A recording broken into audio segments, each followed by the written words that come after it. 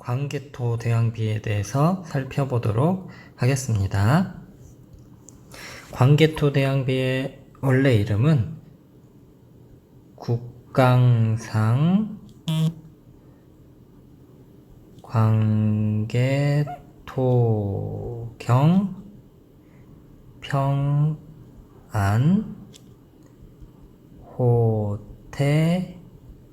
호태왕 비입니다. 구체적 의미 살펴보면요, 국강상이라는 여긴 지역 이름이에요. 국강상에 있는 광개토경 영토를 넓히고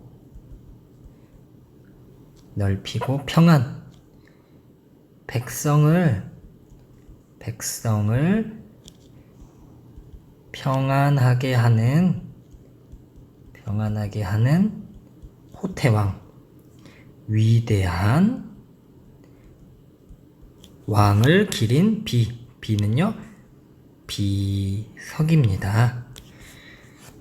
국강상에 있는 곳에 있는 비석인데, 그 비석은 영토를 넓히고 백성을 평안하게 한 위대한 왕인 광개토 대왕의 그 위대한 왕에 대한 업적을 기록한 비석이다, 이렇게 이해하면 되겠죠.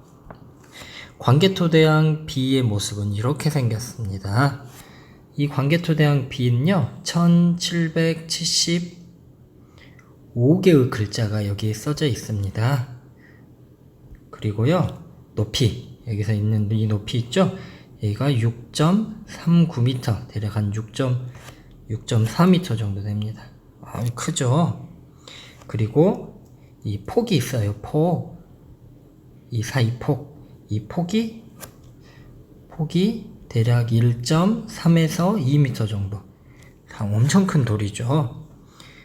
이 광개토 대왕비는요, 그 광개토 대왕의 아들인 고구려 장수왕이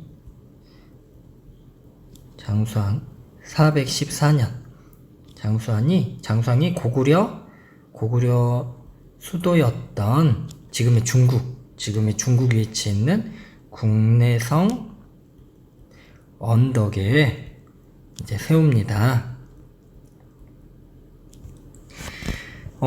이 글자들 1775개의 글자를 살펴보면 크게 세 군데로 나뉘어 있어요.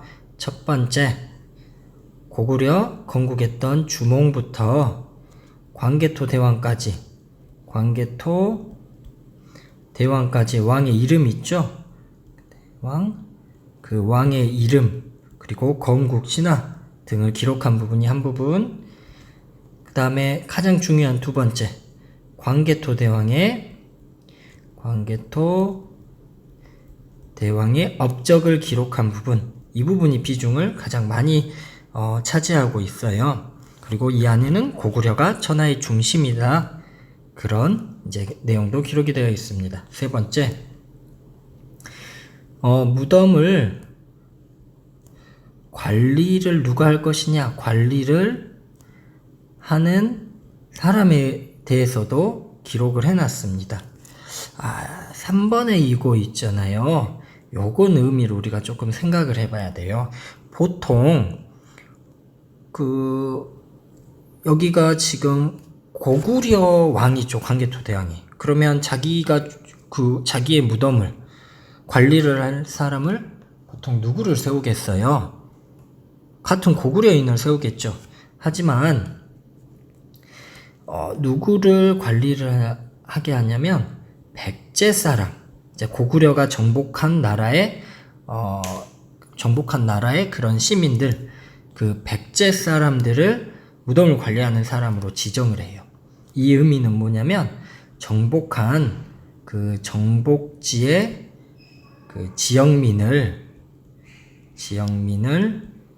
고구려 백성으로 포용한다. 고구려 백성으로 포용한다는 그런 의미를 지니고 있어요. 그리고 여기 지금의 이렇게 모습이 이게 지금 중국에 있는 광개토대왕비의 이제 모습이거든요. 그리고 이 글씨가 특이해요. 예서체라는 글씨를 띠고 있어요. 이 예서체는 중국의 비석에서는 거의 쓰지 않는 그런 글씨체예요. 그래서 이거를 통해서 어떤 고구려의 독특한 그 특징을 이제 우리가 알 수가 있습니다. 그리고 예설체 글씨를 통해서요, 어떤 고구려인의 힘찬 기상과 그 당당한 그 기백을 우리가 알 수가 있습니다. 그리고 여기 보면 보통의 여러분들이 알고 있는 비석들은 이렇게 생겨가지고 얇아서 글자가 앞면에, 그리고 글자가 이 뒷면에 이렇게 보통 이렇게 글자가 쓰이죠. 근데 여기 있는 광개토대왕비는요, 구조가 좀 특이합니다. 그러니까 글자들이 사면의 돌기둥, 아까 폭이 1.3m에서 한 2m 된다고 했었죠? 여기 볼까요? 그러니까 폭이 그렇죠, 이렇게 된다고 했었죠. 그러니까 사면 돌기둥에 모두 글씨가 쓰여져 있어요. 그러니까 사면 돌기둥 형태의 비석입니다. 고구려만 가지고 있는 그 고구려의 어떤 중국과 다른 독특한 그런 형태를 띠고 있는 거죠. 이 안에 글자에는요, 영락이라는 글씨가 있어요. 영락은 뭐냐면 그 연호인데요. 연호는 조금 여러분 어렵죠. 연호는 뭐냐면 그 지금 우리가 2017년, 18년, 19년 이렇게 그 해를 세죠. 년을 세죠. 당시에 그 장수왕, 왕이 되면서 뭐 장수왕 1년, 장수왕 2년 이렇게 그 왕의 이름을 따서 그 새롭게 1년, 2년, 3년 이렇게 세는 걸 연호라고 해요. 근데 연호는 당시에 중국만 사용했었어요. 근데 영락이라는 연호가 사용된 것으로 보아 고구려가 황제의 국가고 이 중국과 동등한 그런 입장이었다. 그런 사실을 우리가 미루어 짐작할 수 있습니다. 여기에 비석에 이 비에 새겨진 글을 탁본을 했어요. 그래서 어떤 내용이 적혀져 있냐? 아까 그 크게 세 부분으로 적혀져 있다고 그랬죠?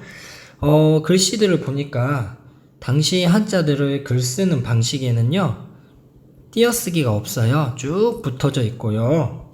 그 다음에 쉼표나 또한 마침표가 또 없습니다. 그래서 어느 부분에서 끊어 읽느냐에 따라 글 내용이 전혀 다르게 해석이 됩니다. 이 부분이 중요한데요. 광개토대왕비는 1600년을 중국 땅에 있었어요. 그러니까 관리를 제대로 되지 않고 비바람을 맞은 거죠. 그러니까 글씨가 지워진 글자, 그리고 보기 힘든 글자, 알아보기 힘든 글자도 나와요. 그래서 요것들을 어떻게 해석하느냐에 따라서 일본이 백제와 신라를 정복했다고 할 수도 있고요. 반대로 고구려가 일본을 정복했다고 해석할 수도 있습니다. 그런데 안타깝게 이 광개토대왕비에 처음부터 관심을 가졌던 그 사람들이 일본 학자예요. 그래서 일본 학자들은 당연히 어디로 해석을 하겠어요? 이 첫 번째 있죠? 요걸로 해석을 해버립니다. 그래서 우리나라 학자들도 반박하기 위해서 이 광개토대왕비를 해석을 해요. 그런데 이 광개토대왕비가 아까 어디에 있다고 했어요? 광개토대왕비가 지금 중국에 있어요.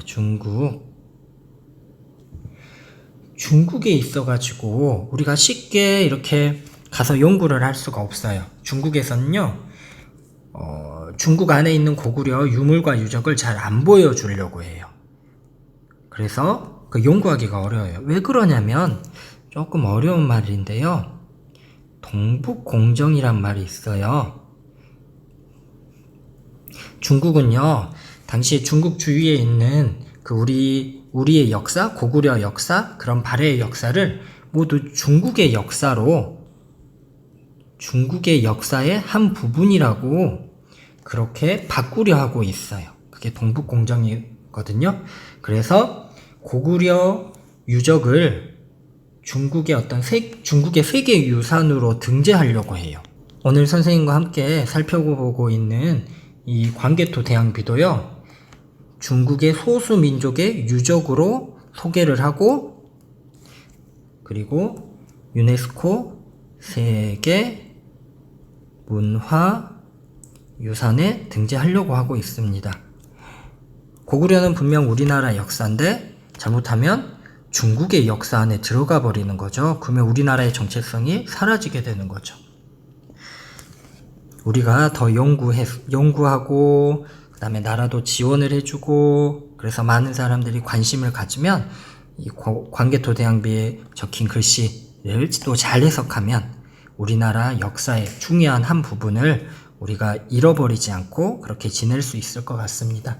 지금까지 고구려의 역사를 담고 있는 1600년을 이어온 비석인 광개토 대왕비, 다시 이야기하면 국강상 광개토경 평안 호태왕비에 대해서 살펴보았습니다.